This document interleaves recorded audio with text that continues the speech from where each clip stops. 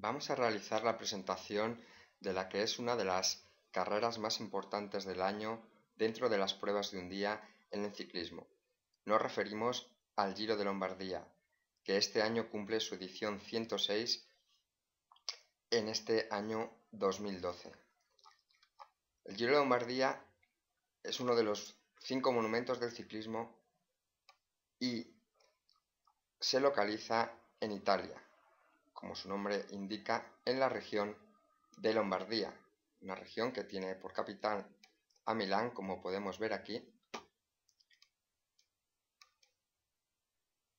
y cuyo trazado discurre entre la llanura del Po y la gran cordillera europea por excelencia, los Alpes. En ese terreno de frontera entre estas dos grandes formaciones geográficas se halla el trazado de la prueba que podemos ver aquí marcado en rojo, un trazado muy laberíntico este año que empieza en Bérgamo y acaba en Lecco.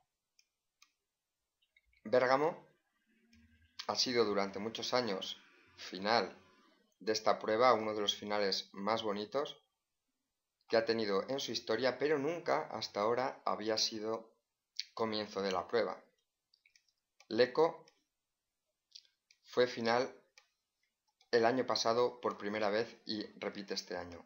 En realidad casi todo el trazado viene a ser el mismo que la edición anterior del 2011, salvo que entonces comenzaba en Milán y este año comienza en Bérgamo, pero a partir de este punto el trazado va a ser el mismo, salvo una pequeña variación muy importante de la que hablaremos más adelante.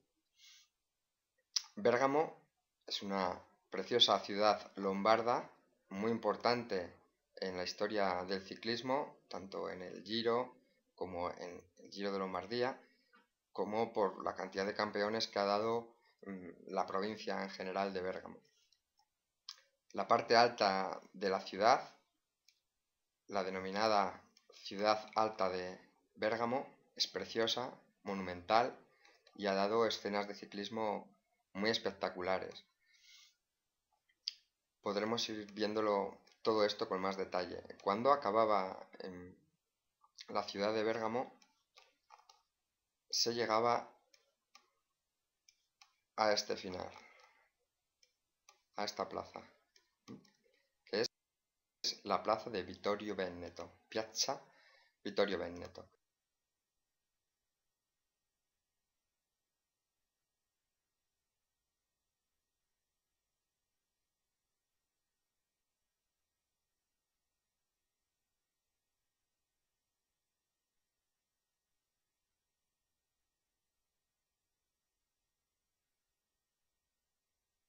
Podemos ver un poco una visión de la plaza para que nos hagamos una mejor idea de cómo es el lugar, siempre bello, siempre lleno de monumentos, siempre patrimonial, como entienden el ciclismo en Italia. Este es el mismo lugar en el que acababa y es el mismo lugar que acoge la salida, la control de firmas y la salida oficiosa de la prueba este año.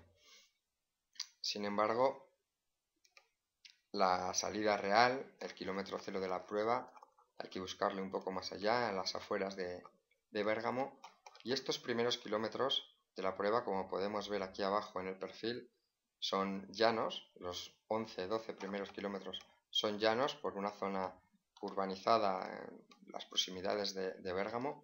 Vamos en sentido contrario a la búsqueda de la meta hasta llegar a este cruce en el cual empezará la primera dificultad del día. Es una subida que no puntúa, pero que tranquilamente podría ser de tercera.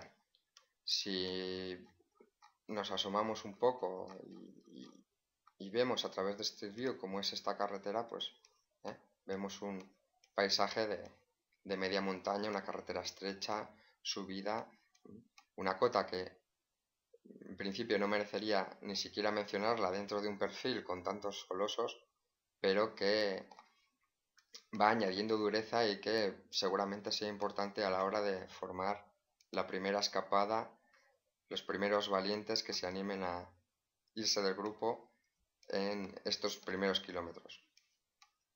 Más adelante volvemos de nuevo a la ciudad de Bérgamo y se pasa muy cerca de la subida que marcaba el final en Bérgamo, ¿no? La subida a la ciudad alta de Bérgamo, preciosa, en la que se han visto grandes escenas de ciclismo.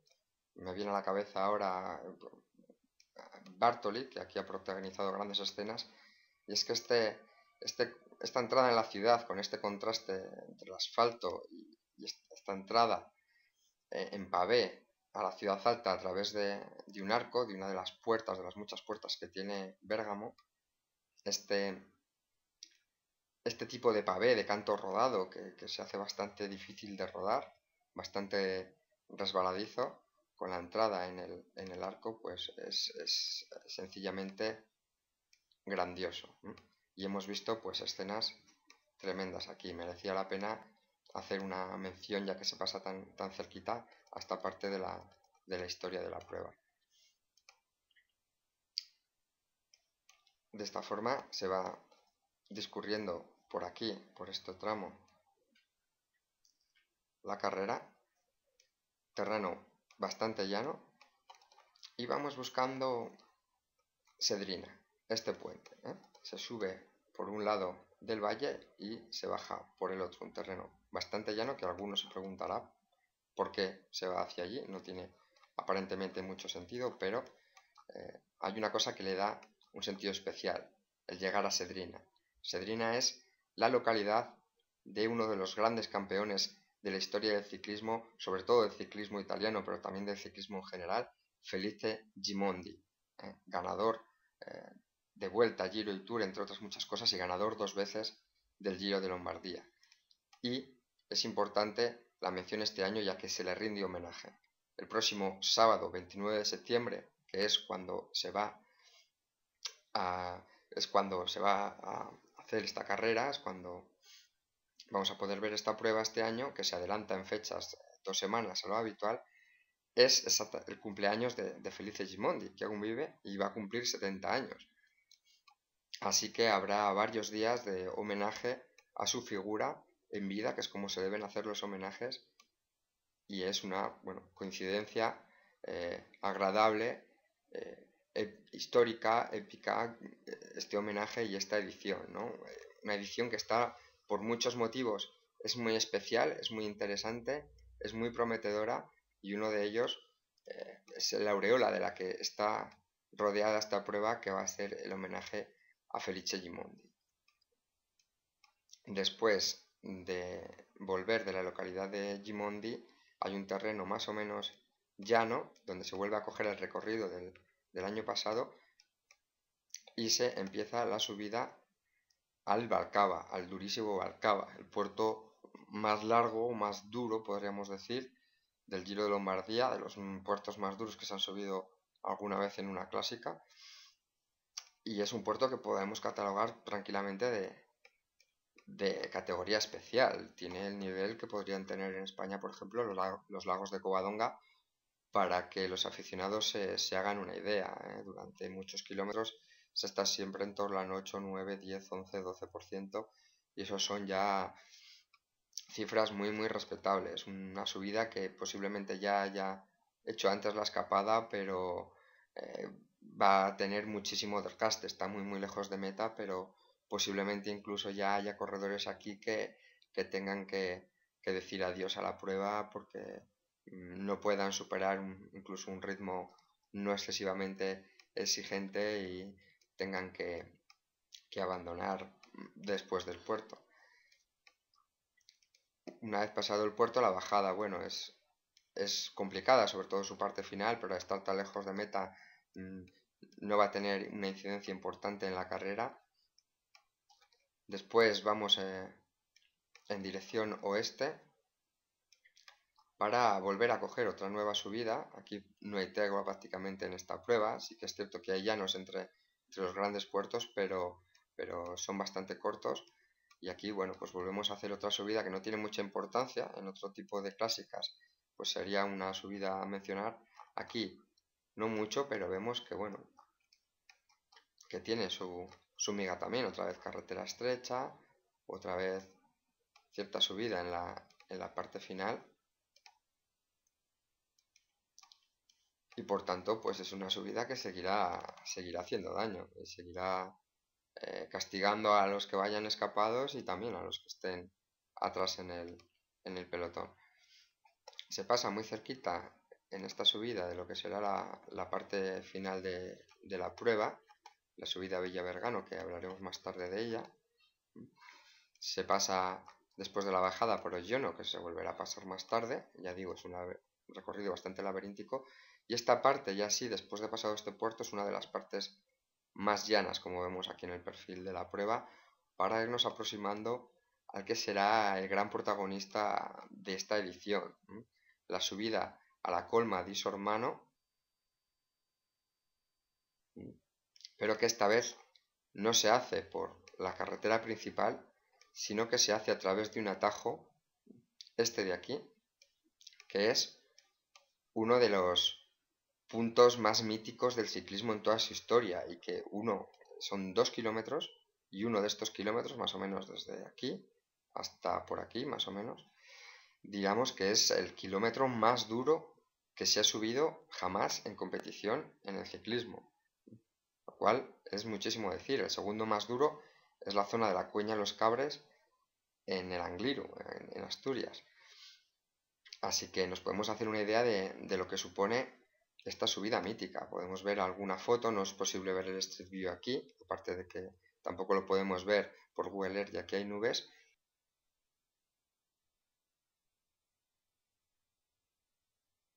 Y es una subida que se ha vuelto a reasfaltar por petición de los aficionados y que está llena de frases míticas como esta: un passista non ha alternativa, deve arrivare ai piedi del muro con almeno 10 minuti de vantaggio.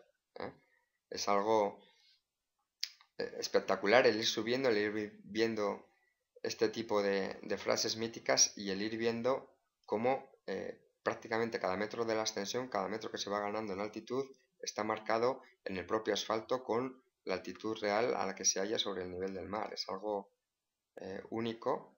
Merece la pena ver más fotos de la subida del muro, porque es realmente el protagonista de este.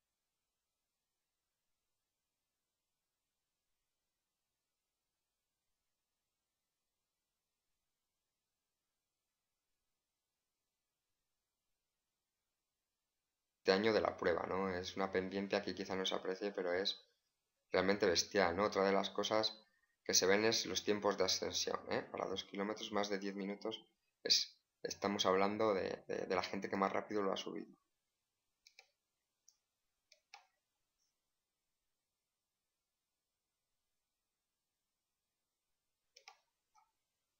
Aquí vemos, por ejemplo, cómo tienen que subirlo. La mayoría de los aficionados que lo intentan lo acaban subiendo a pie porque es realmente duro.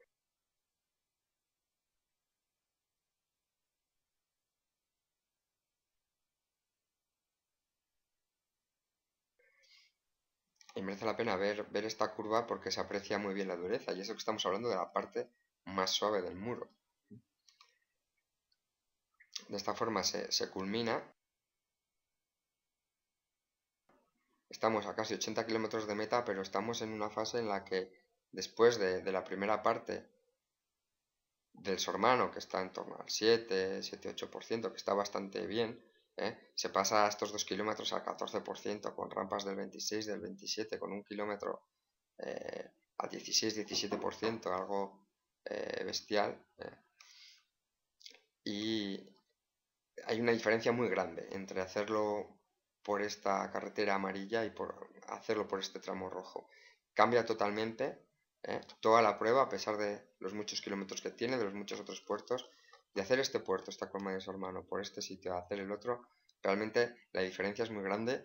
Romperá totalmente la carrera muy lejos de meta, y eso da por seguro que en el terreno posterior nos vamos a divertir, porque bueno, habrá grupitos, habrá persecuciones, habrá valientes que se lancen de lejos. y es que lo que viene después no es moco de pavo tampoco. La bajada del Sormano es muy complicada, lo vimos el año pasado, que es donde se hizo la selección, donde algún corredor como Nibali y Gilbert solo la cuerda, y esta última parte sobre todo es muy complicada. No digamos ya nada si hay lluvia, no he mirado aún la predicción, pero de haber lluvia, que es algo que no suele ser raro, hace 2 años la hubo, sería tremenda esta bajada. De hecho ya lo fue, se cayó Nibali, nada menos, ¿no? Un experto en bajada se cayó bajando con la lluvia. Después, bueno, llegamos al lago di Como, que es el que suele ser normalmente el escenario de fondo de esta prueba, que en muchas ediciones, en los últimos 20 años sobre todo, se ha rodeado todo el lago para hacer la prueba. Últimamente, estos últimos 3 años ya no, sobre todo, vamos, el año pasado y este ya no, pero todavía la presencia del lago di Como es muy notoria en la prueba. Y estos tramos llanos, entre comillas, que hay alrededor del lago, pues suelen ser tramos de descanso, pero es que en concreto este tramo que viene después del Sormano, como se puede ver aquí en el perfil, tiene sus repechillos, tiene sus repechillos y podemos ver que para nada es llano este tramo. El año pasado ya lo vimos, que no había reagrupamientos, la gente iba en pequeños grupos persiguiéndose, y eso pues bueno, da mucha mención a este tipo de pruebas, ¿no? Vemos aquí que realmente es un terreno complejo, que se asciende y que va a estar muy muy interesante.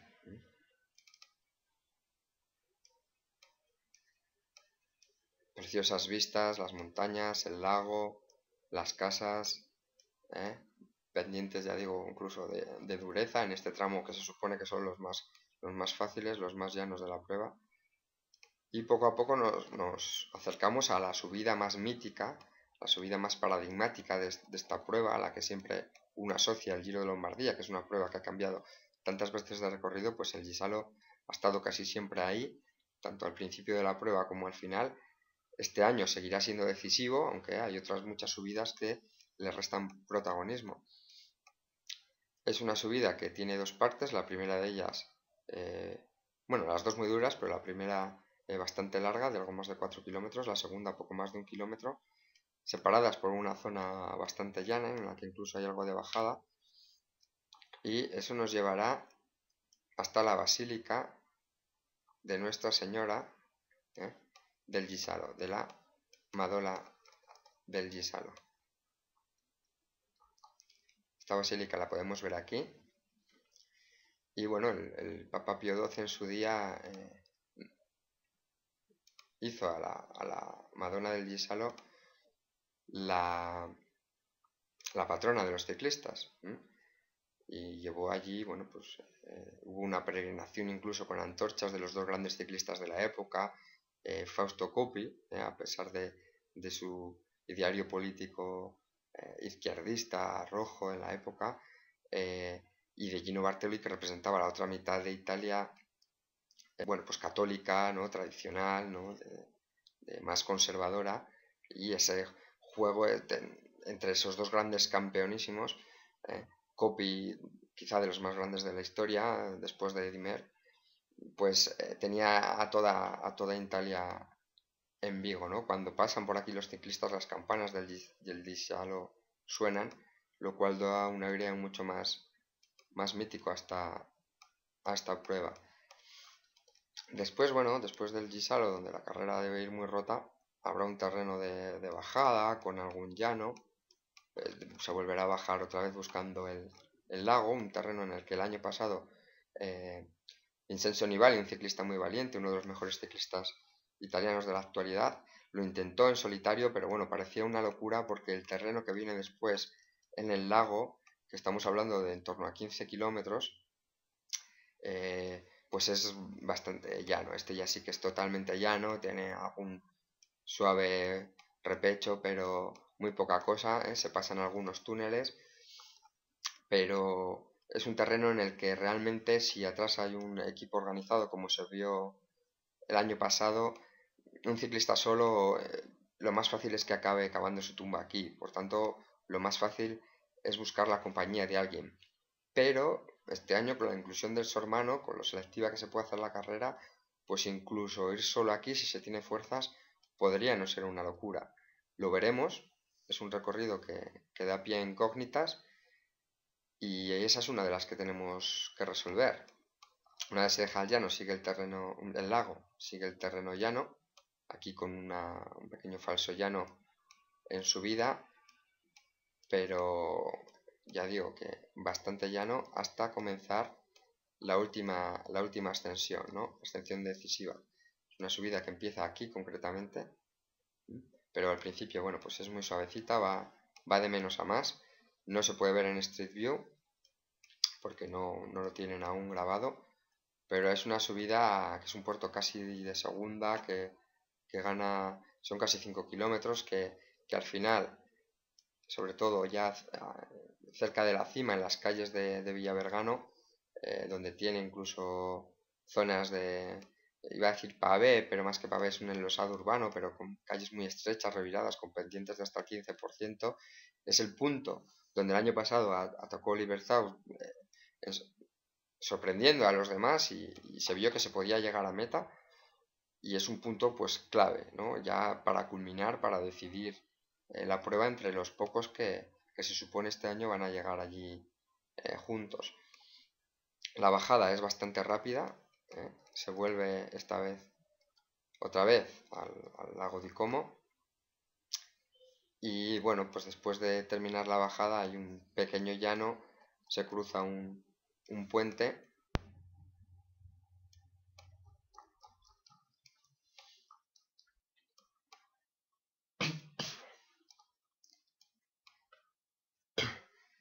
Desde este puente sobre el río Leco serán 500 metros para darnos con la meta. Una meta situada en las proximidades del puerto de la ciudad de Leco, una bellísima ciudad como vamos a poder observar ahora mismo.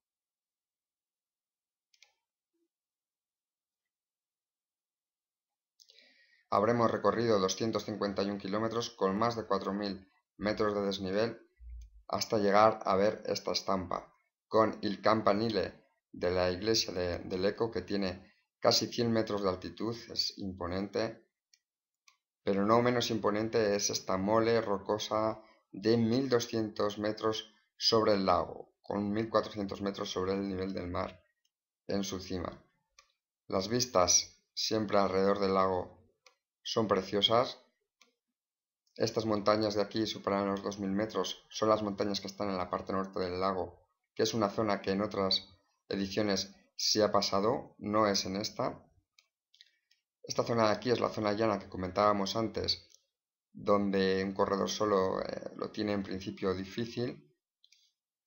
Una zona con túneles, siempre precioso mirar alrededor del lago, ver la cantidad de altas montañas que se van elevando. Siempre un país muy monumental, Italia. Más montañas justo aquí se adivinan encima del lago, montañas muy altas con nieve. Aquí está exactamente la meta entre este arbolado. Y si nos salimos de esta foto y hacemos un pequeño recorrido por las proximidades,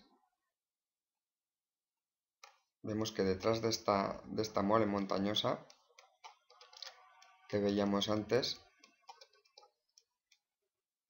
se encuentra Pian di Resinelli, que a muchos os sonará por haber sido final de una de las etapas de este pasado Giro de Italia 2012. Una etapa que fue muy interesante, con lluvia, se hacía parte de este recorrido de Lombardía, se subía el Valcava, se subía también otra serie de puertos para acabar aquí en Pian de Resinelli. Fue una etapa que ganó Rabottoni, llegando con Purito, que acababa de meter 25 segundos en 2 kilómetros, dando una exhibición en el final contra sus rivales del Giro.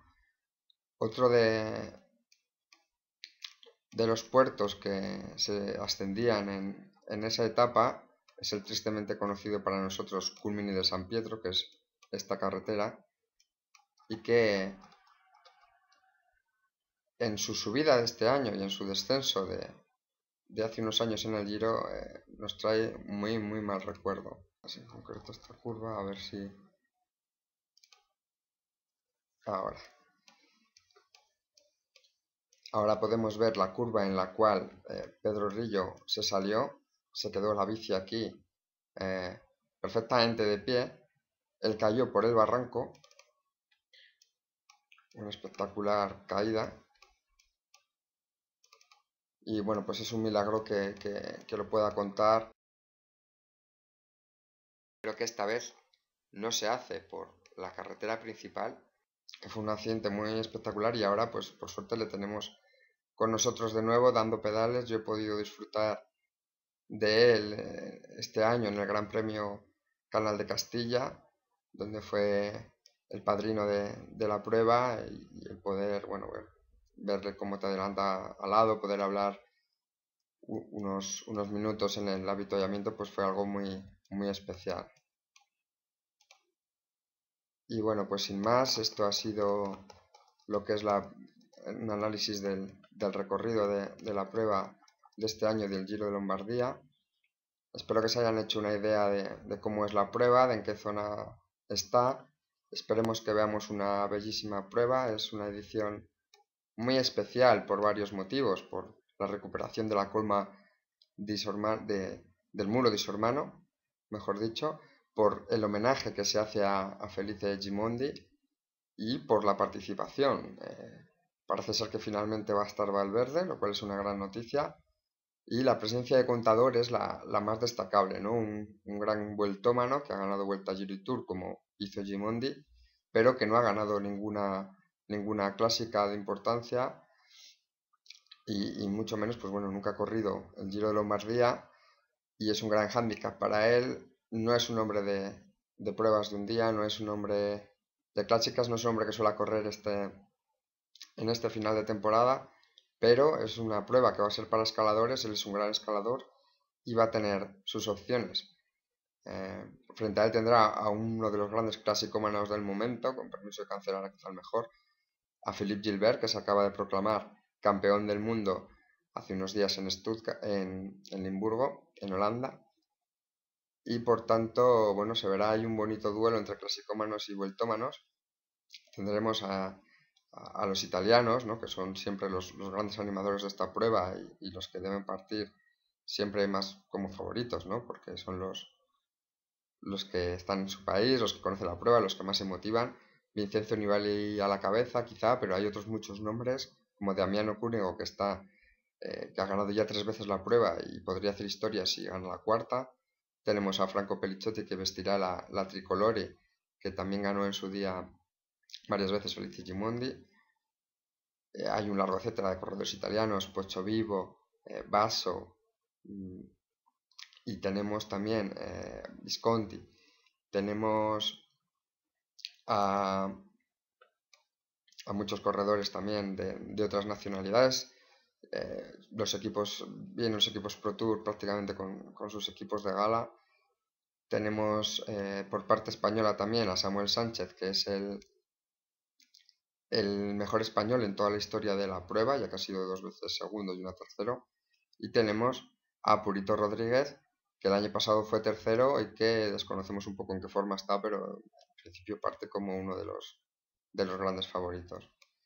Espero se vea una bella prueba, que disfrutemos por encima de todo del ganador, independientemente de que pueda haber sorpresas como ocurrió el año pasado, y que estoy convencido que va a ser una edición histórica por todo lo que he dicho. Muchas gracias por su atención, espero no haberles aburrido mucho y que les haya servido mi presentación. Muchas gracias.